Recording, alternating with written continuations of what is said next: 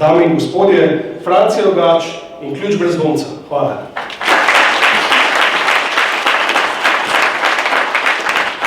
No, kot veste, jaz sem objavil svojo resnično zgodbo, Ključ brezdomca, ki govori o zelo zanimivi in zelo nenavadni življenjski izkušnji.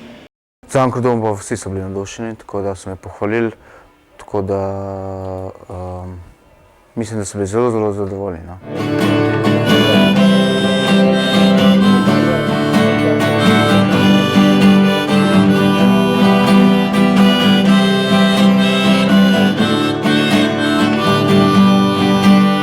Ljudem sem zagotovo zanimiv že zaradi svojega izgleda in tudi zaradi zgodbe, ki opisujem v svoji knjigi.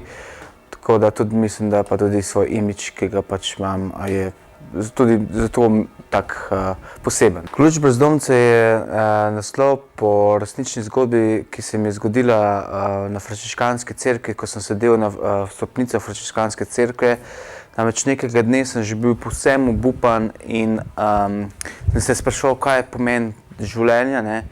In sedelo nas je okoli 25 ljudi na teh frančiškanskih stopnicah in takrat sem kar potarno, kar tako malce, želim se en ključ, kar malce mi je že bledan. Ravno v tistem trenutku en nenavaden brezdomec stopil mimo, šel gor do mene, do teh stopnic in mi podaril ta, da lahko pokažem, tak ključek in je rekel, no, a je to ta mogoče ključ od tvojega življenja, ne? In od takrat sem si pač odločil, da bo Ključ brezdomca tudi moj pač naslov te knjige.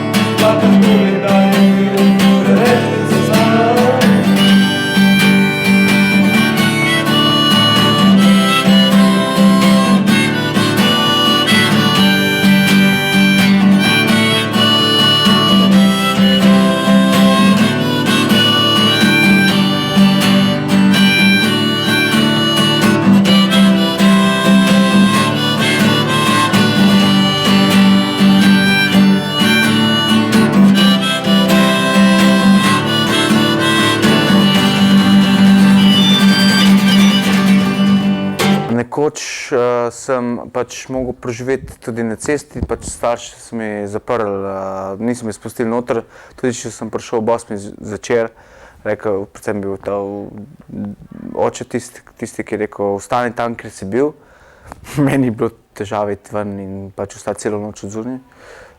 Dostikrat sem pač mogel spati po različnih hodnikih, različnih blokov, tudi v študentskem naselju ali v kakšnih kleteh.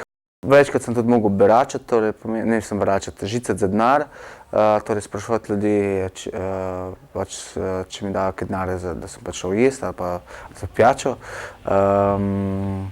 Tako da večino časa sem pa žuril ga.